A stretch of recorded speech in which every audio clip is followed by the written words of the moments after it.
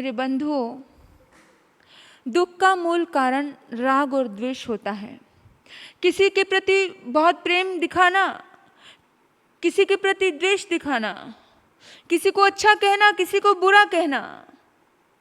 अब जिसको अच्छा कहोगे उसके ऑपोजिट, उसके दुश्मन, उसके दुश्मन आपके दुश्मन हो जाएंगे। किसी को बुरा कहेंगे, और कहते हैं दुश्मन दुश्मन का यार होता है। दुश्मन, अब वो भी दुश्मन, वो भी दुश्मन। लोग कहेंगे कि हाथ मिला ले, तेरा भी वो दुश्मन, मेरा भी वो दुश्मन, चल दोस्त हो जाते हैं।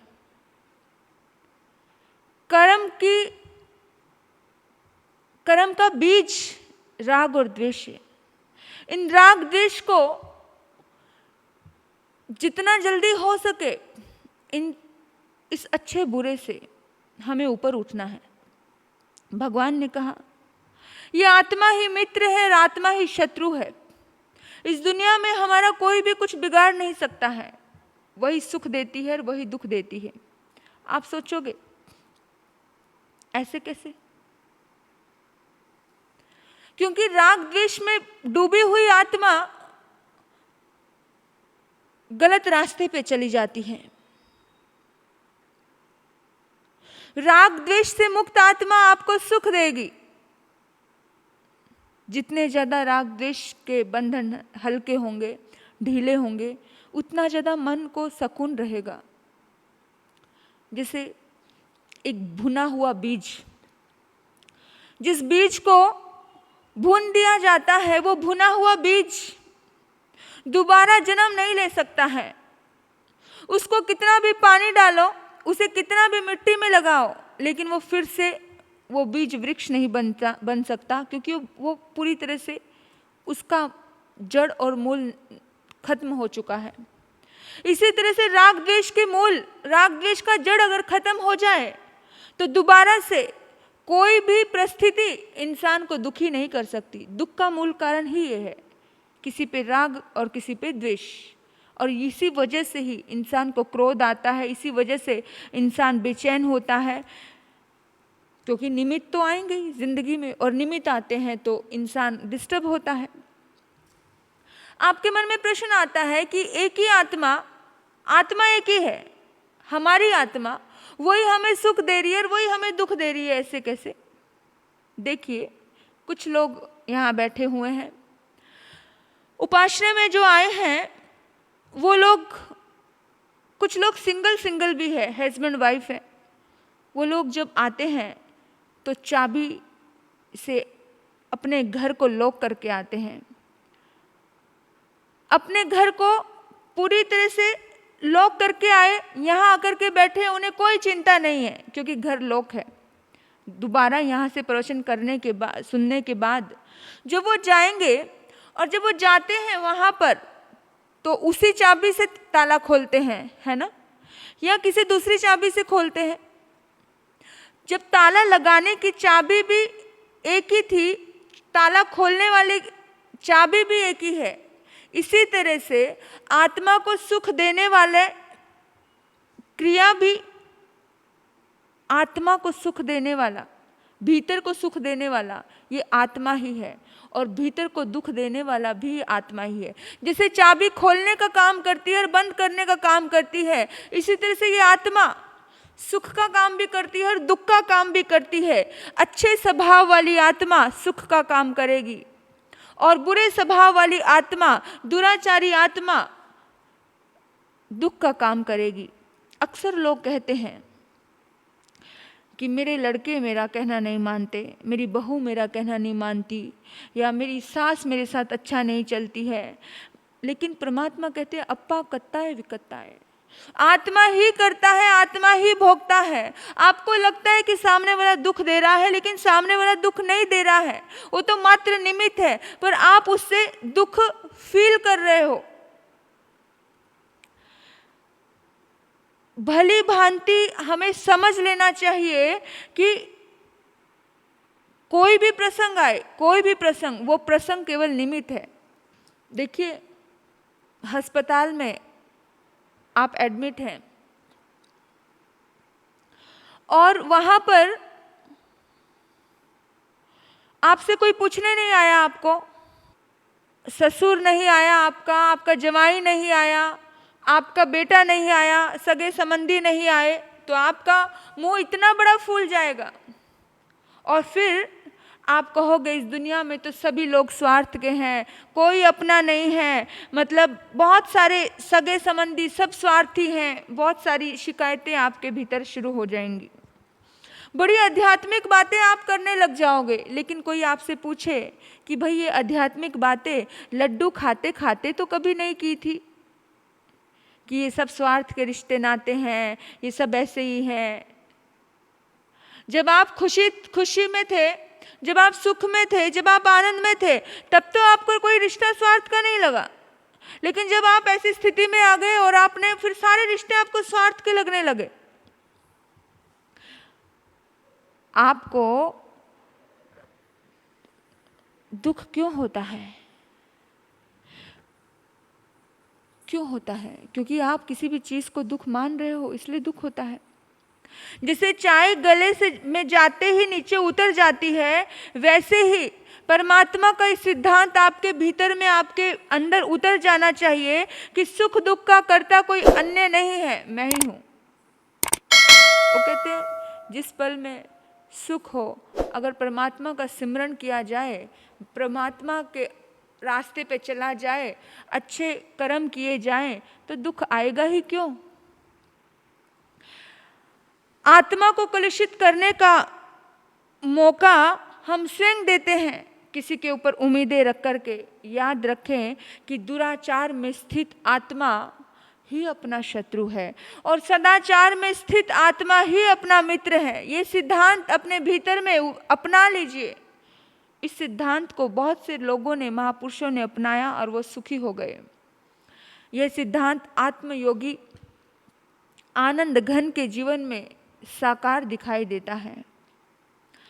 उन्हें इस सिद्धांत पर इतनी ज्यादा दृढ़ आस्था है, उन्होंने कहा कि अगर देवताओं की टोली आकर भी कहे कि उन्हें कोई दूसरा सुख दे सकता है या कोई दूसरा दुख दे सकता है, तो वो ये बात कभी सुनने के लिए भी तैयार नहीं होंगे।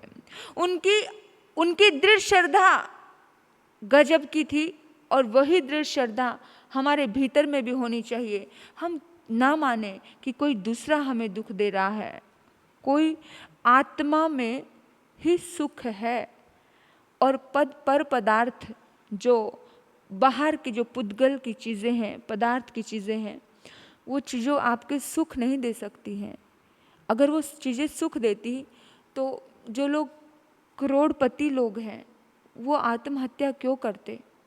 उनके पास तो बहुत दौलत है। एक भिखारी सोचे कि मुझे सुख मिल जाएगा अगर मेरे पास करोड़ रुपया हो, लेकिन जो खरबोपति लोग हैं वो भी आत्महत्या कर रहे हैं।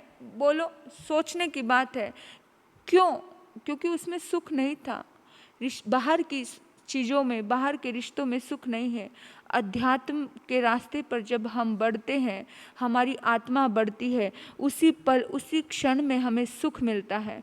और हमारी आत्मा में बड़ी ताकत है कि इस आत्मा को हम चाहे तो परमात्मा बना सकते हैं और चाहे तो इस आत्मा को हम पापी आत्मा बना सकते हैं। हमारे अंदर ही, हमारे पास ही है। भाग्य से अगर आपको एक कला मिल जाए, एक शक्ति मिल जाए, कोई महापुरुष आपको एक शक्ति दे दे कि भाई आपके अंदर ऐसी शक्ति है कि आप गधी को गाय बना सकते हो और गाय को गधी बना सकते हो। गौर से सुनना, कोई भी देव पुरुष आए आपको और आपको कहे कि आपको मैं एक ऐसी शक्ति देता हूं कि आप गधी को गाय बना सकते हो और गाय को गधी बना सकते हो, तो उस समय में वो शक्ति का आप कैसे प्रयोग करोगे? गाय को गधी बनाने में प्रयोग करोगे या फिर गधी को गाय बनाने में प्रयोग करोगे? गाय जो आपको दूध देगी, जो आपका पालन पोषण करेगी, जिससे आपका संसार अच्छा चलेगा, क्या बनाना पसंद करोगे? बिल्कुल गधी को गाय बनाना ही पसंद करेंगे सभी लोग। हर समझदार आत्मा गधी को गाय बनाना पसंद करेगा।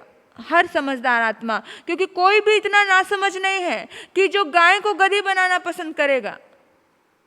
इस आत्मा में सभी तरह की शक्ति है, गाय को गधी बनाने की भी है और गधी को गाय बनाने की भी है। तो आप देखना कि आपके भीतर में कौन सी शक्ति का प्रयोग कर रहे हो। गधी को गाय बनाना है यानी कि आत्मा को सुखी करना है। गधी को गाय बनाना यानी आत्मा को सुखी करना है, और गाय को गधी बनाना यानी आत्मा को दुखी बनाना है। अब आप सोचो, आप अपनी आत्मा को सुखी कर रहे हो या दुखी कर रहे हो? विपरीत चीजें करोगे तो आत्मा दुखी होगी, स्वभाव के विपरीत चलोगे तो आत्मा दुखी होगी, क्योंकि क्रोध अपना स्वभाव नहीं है। हमें क्रोध थोड़ी देर के लिए आता है, फिर से हमें शांत होना पड़ता है। रोना हमारा स्वभाव नहीं है, हमें रोना थोड़ी देर के लिए आता है, फिर से हमें चुप होना पड़ता है। झूठ बोलना हमारा स्वभाव नहीं है, हमें थोड़ी देर के लिए झूठ बोलना पड़ता है, फिर से हमें सत्य की ओर आना पड़ता है। यानी कि लोभ हमारा स्वभाव नहीं है, हम जैसे जैसे लोभी होते कहते लोभ लालच बुरी बला, यानी ये सब चीज़ें हमारा स्वभाव नहीं है। इन स्वभाव से हम जब विभाव में जाते हैं तब जाकर हम दुखी होते हैं। यानी कि जब भी हम विभाव में गए तब हमने क्या किया? हमने गाय को गधी बनाने का काम किया है, और गाय को गधी बनाना यानी मूर्खता है। कोई समझदार आत्मा ये काम नहीं करेगी। आखिर तो शांति ही चाहिए ना। कितना क्रोध कर करके कितना क्रोध कर लोगे, चिल्लाते रहोगे, कितनी देर चिल्ला सकते हो? अगर कंपटीशन हो जाए ना कि चिल्लाना है, कितनी देर, थक जाओगे, नहीं चिल्ला पाओगे। अगर कहो कि काम में ही जिंदगी जीनी है तो काम भोग वासना भी एक लिमिट है, एक समय है, वो भी इंद्रियां धोखा दे देती हैं, इंद्रियां शिथिल हो जाती हैं और सब खत्म हो जाता है। जब आपको पता चले कि भी आज पूरा दिन झूठ ही झूठ बोलना है तो आप नहीं बोल पाओगे, क्योंकि आपका स्वभाव नहीं है। और जब भी आप विभाव में जाते हो आप दुखी होते हो। जब भी हम विभाव में जाते हैं हम दुखी होते हैं। हमारा स्वभाव है शांति, आत्मा का स्वभाव है शुद्ध रहना, आत्मा का स्वभाव है। लेकिन जब हम विभाव में जा रहे हैं, जब हम राग द्वेष में जा रहे हैं, तब हम दुखी हैं। देखो, शक्कर को मीठी बनाने के लिए कभी कोई प्रयास नहीं करना पड़ता, नमक को खारा बनाने के लिए कभी कोई पुरुषार्थ नहीं करना पड़ता है, नीम को कड़वा बनाने के लिए कभी कोई मेहनत नहीं करनी पड़ती है। जैसे अन्य पदार्थों की आवश्यकता नहीं है कि नीम को कड़वा बनाना है कुछ अन्य पदार्थ मिलाना पड़ेगा, शक्कर को मीठा बनाना है तो कुछ और चीज़ मिलानी पड़ेगी तब जाके कुछ मीठा बनेगा, नमक को खारा बनाना है तो कुछ और लगाना पड़ेगा तब जाके कुछ मीठा बनेगा, ऐसा नहीं है। वैसे ही शांति के लिए अन्य किसी चीज़ की आवश्यकता नहीं है। आत्मा में अगर शांति प्रकट करनी है, लोग पूछते हैं शांति कैसे प्रकट करें, क्या करें, कैसे जीवन जिए, कैसे किस तरह से करें कि कुछ शांति हो जाए। कुछ करने की जरूरत नहीं पड़ती है, उठाक पटाक करने की आवश्यकता नहीं पड़ती है। अगर भीतर की शांति चाहिए तो बाहर के पदार्थ आपको शांति नहीं देते हैं। आत्मा को समझ लेना, भीतर को समझ लेना, मेडिटेशन के द्वारा, साधना के द्वारा, कुछ भी नहीं करना, बस शांति। कुछ करने की जरूरत नहीं है, सिर्फ कुछ नहीं करना, शून्य हो जाना। जब शून्य हो जाओगे तो शांति है, जब तक शून्य नहीं बनोगे तब तक शांति नहीं है।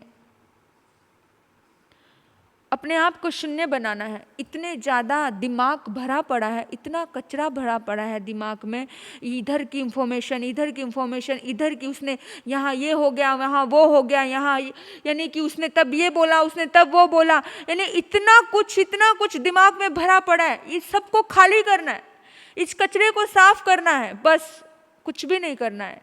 साफ हुआ दिल और दिमाग तो आत्मा शांत है। इसलिए 24 तीर्थंकरों ने मेडिटेशन का रास्ता अपनाया, ध्यान का रास्ता अपनाया। जितने भी 24 तीर्थंकर थे उन्होंने कोई माला नहीं जपी, उन्होंने सिर्फ और सिर्फ ध्यान किया, क्योंकि ध्यान से अपने भीतर की सफाई की, बस इतना ही किया। कुछ भी नहीं किया, बस बैठ गए और आत्मा का निरीक्षण करने लग गए।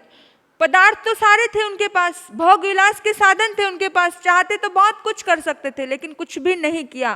कई लोग तो बहुत कहते हैं कि भाई धन, स्त्री, पुत्र ये सभी सुख के कारण है। और अगर ये सुख के कारण होते तो ये चक्रवर्ती जो 6 खंड का राजा है, जो पूरे विश्व, पूरी धरती का राज्यपाठ जिसके हाथ में है, वो क्यों स्त्री को, पुत्र को, धन को क्यों छोड़ता? सोचने वाली बात है। यानी कि ये ऐसी तृष्णा है, इस तृष्णा में जितने लिपटोगे, जितने उलझोगे, उतने उलझते चले जाओगे। इसमें सुख नहीं है। सुख होता तो बड़े बड़े तीर्थंकर जंगलों के रास्ते क्यों चलते? जिनके पास ये तीनों चीजें होती है ना, वो भी महान दुखी देखे हैं। लोग सोचते हैं बेटा नहीं है, बच्चा नहीं है, इसलिए दुखी हैं। धन नहीं है इसलिए दुखी हैं। लोग सोचते हैं ये सुविधाएं नहीं है इसलिए दुखी है। नहीं, ये सुविधा हो जाएंगी तो भी दुखी ही हो। बस ये है कि आप जब निर्लिप्त रहोगे राग द्वेष से, जब आसक्ति से, जब चिपकाहट से, जब इन चीज़ों से जब आप अलग फील करोगे अपने आप को, तो ही सुखी फील करोगे। नहीं तो ये मोह ममता, ये दर्द आपको कभी भी जीने ही नहीं देगी, कभी भी। पता है, इंसान इतनी बड़ी भूल करता है, इन चीज़ों में सुख मानता है, यानी भोग में, वासना में, संसार की चीज़ों में, संसार के पदार्थों में। कोई अच्छा गिफ्ट दे, कोई महंगा गिफ्ट दे, कोई कुछ ऐसा करे तो उसमें बड़े सुख मानता है ना। लेकिन इंसान इतनी बड़ी भूल करता है। वो भूल ऐसे करता है जैसे एक कुत्ता भूल करता है। एक कुत्ता वो अपने मुंह में एक हड्डी लेता है और उसे चबाना शुरू करता है, जोर जोर से चबाता है। उसके चबाने से, जोर जोर से चबाने से उसकी दांत में से खून आने लगता है और उसके हलक में, उसके ऊपर के तालवे में जख्म हो जाता है। और वो इतना चबाता है कि मुंह से खून नीचे भी टपकने लगता है। कुत्ता सोचता है बड़ा रस आ रहा है, बड़ा आनंद आ रहा है, बड़ी मस्ती आ रही है। हालांकि उसे दर्द हो रहा है, हालांकि वो थक चुका है, हालांकि वो परेशान भी हो रहा है, लेकिन उसको वो खून देख करके वो उसमें रस मानता है। वो उसमें इतना आनंद मानता है, इतना सुकून मान रहा है वो उस चीज़ में कि नहीं, इस हड्डी में ही मुझे आनंद आ रहा है। और जो संसार में लिप्त व्यक्ति है ना, भोग वासना में, ये मोह माया में, ये राग द्वेष में, उसको ऐसा ही लग रहा है कि इसमें मुझे आनंद आ रहा है। लेकिन वो आनंद स्वयं को ही दुखी कर रहा है, वो आनंद नहीं है। जैसे वो कुत्ते के हलक में ही जख्म हो रहा है और वो सोच रहा है कि इस हड्डी से मुझे रस मिल रहा है। हम समझदार हैं इसलिए हमें पता है कि वो कुत्ता, उस कुत्ते को उस हड्डी में कोई रस नहीं आ रहा है, क्योंकि उसमें कुछ भी नहीं है। हमें समझ आ रही है ये चीज़, लेकिन हम लोग भी तो ऐसा ही कर रहे हैं। संसार के पदार्थ, संसार की चीज़ों में बड़ा सुख ढूंढ रहे हैं, हम आनंद ढूंढते हैं, लेकिन नहीं है आनंद। ये हकीकत है।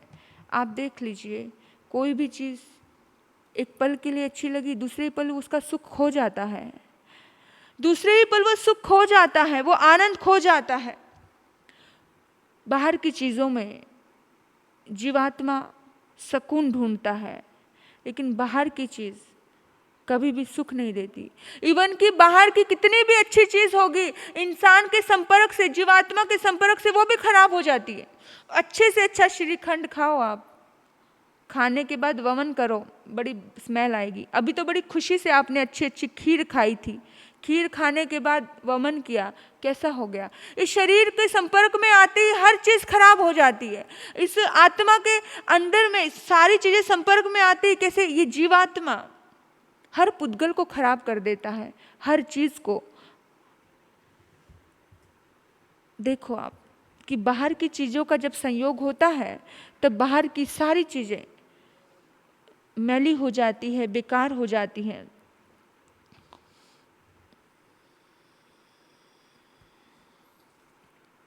देखिए मेरे बंधुओं, स्वर्ग और नरक में ले जाने वाला इस दुनिया में हमें कोई भी नहीं है।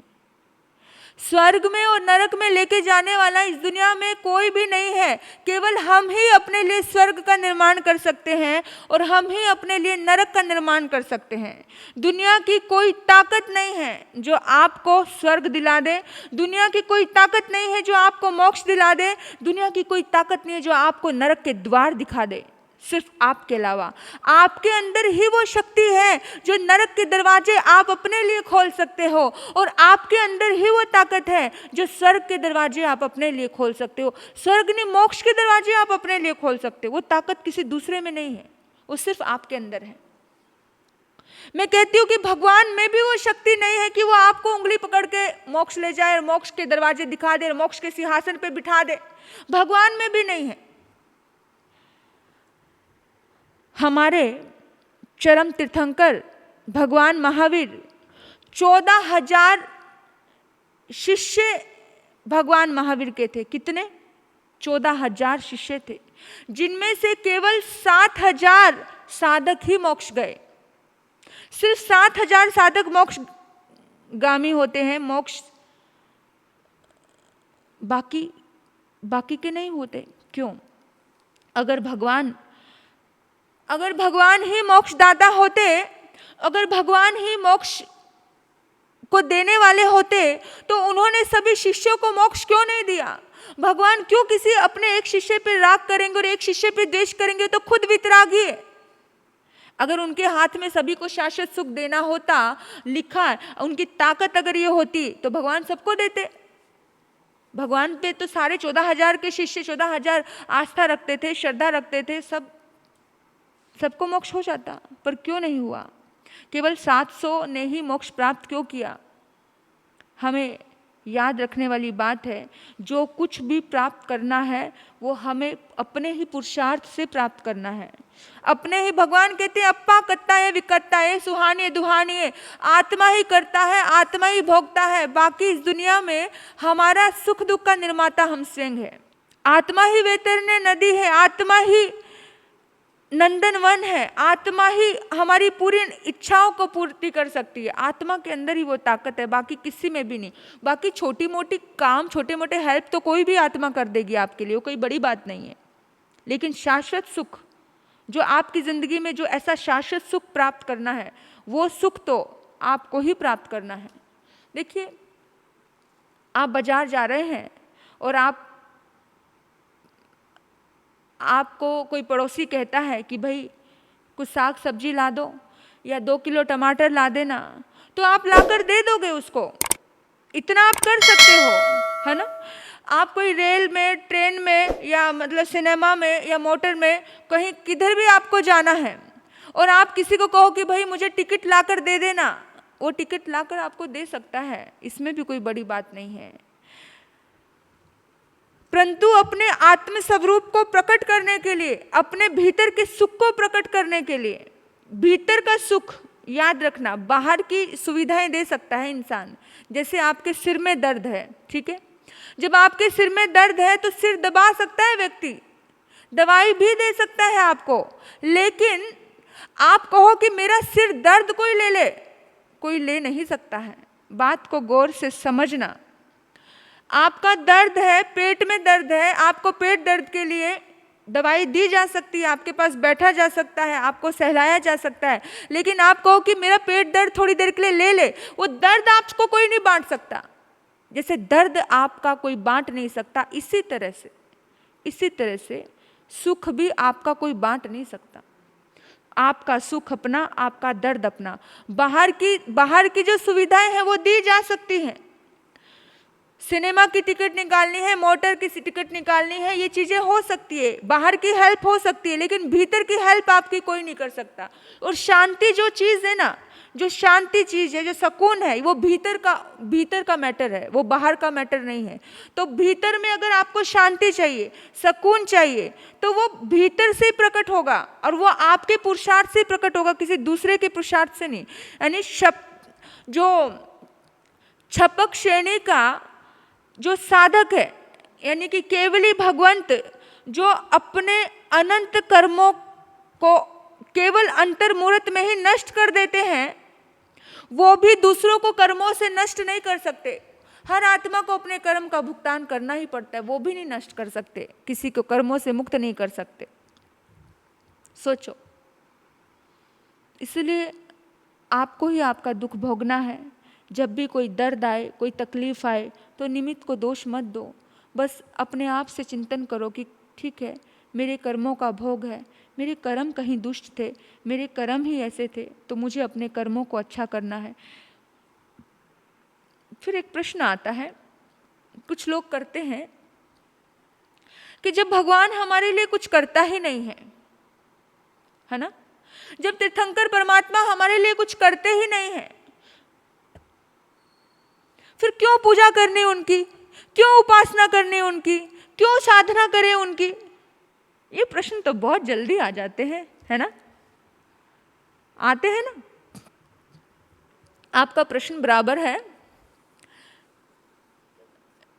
कि बहुत सारे अक्सर युवा लोग आकर के मुझसे ये प्रश्न करते हैं कि हमारे जैनिज्म कर्म सिद्धांत पर बहुत ज़्यादा बिलीव रखता है और कर्म सिद्धांत को मानता है कि तुम्हारा कर्म ही तुम्हें सुख देता है, तुम्हारा कर्म ही तुम्हें दुख देता है, तुम्हारा कर्म ही तुम्हें मोक्ष लेके जाएगा, तुम्हारा कर्म ही नरक के द्वार खोलता है, तुम्हारा कर्म ही स्वर्ग लोक लेके जाता है। जब हमारे कर्म को ही सब कुछ करना है, फिर परमात्मा का नाम क्यों लेना, फिर परमात्मा की स्तुति क्यों करनी, फिर भगवान को क्यों पूछना? भगवान और ईश्वर कहाँ है बीच में? किस लिए भगवान का नाम लेना, है ना? बिल्कुल प्रश्न बराबर है। जिस क्रिया का लाभ ही ना हो वो क्रिया करने ही क्यों? क्योंकि हर क्रिया इंसान लाभ के लिए करता है, हर क्रिया का कोई ना कोई तो बेनिफिट होता है इस संसार में। बिना बेनिफिट के तो कोई क्रिया नहीं करता है। इस संसार में अंधे आदमी बहुत हैं, लेकिन अंधे आदमी के सामने अगर दीपक लेकर के जाया जाए, अंधे आदमी को क्या पता है कि दीपक का क्या मूल्य है? नहीं पता ना। लेकिन जो नेत्रवान व्यक्ति है, जो आंख वाला व्यक्ति है, उस आंख वाले व्यक्ति को अंधकार में एक दीपक दिखा दिया जाए ना, तो अपना रास्ता बड़ी आसानी से पार कर लेता है। नेत्रवान व्यक्ति को अगर एक छोटा सा दीपक दिखा दिया जाए, उस अंधियारे में वो रास्ता पार कर सकता है।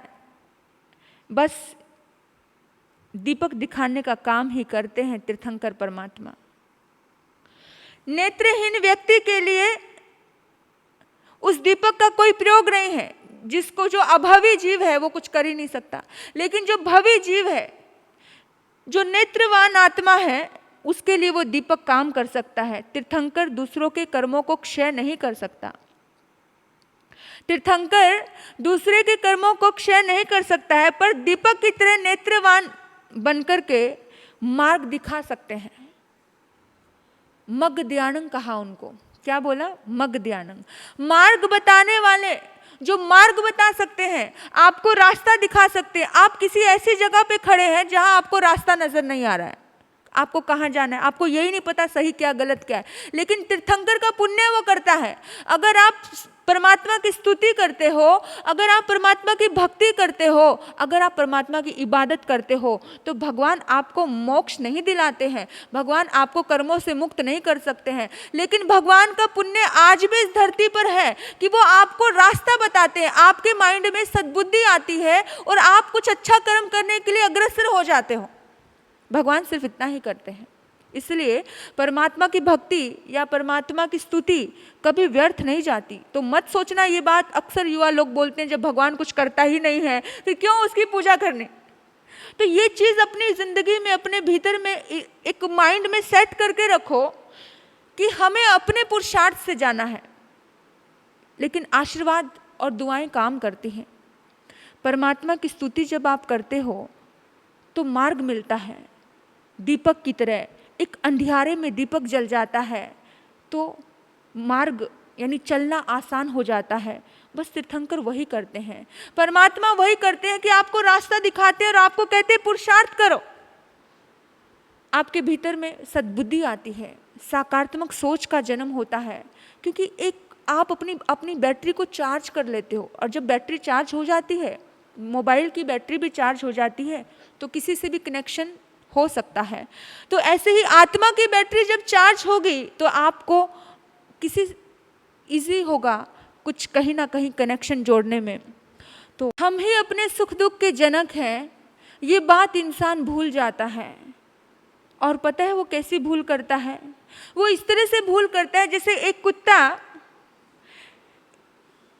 चारों तरफ जहाँ पर शीशा है उस ऐसे रूम में बंद हो जाता है और वो भौंकना शुरू करता है। और जैसे ही वो भौंकता है उसे क्या लगता है कि सामने वाला कुत्ता भौंक रहा है, और वो और तेज भौंकता है, वो और तेज भौंकता है, उसको और तेज रिप्लाई देता है।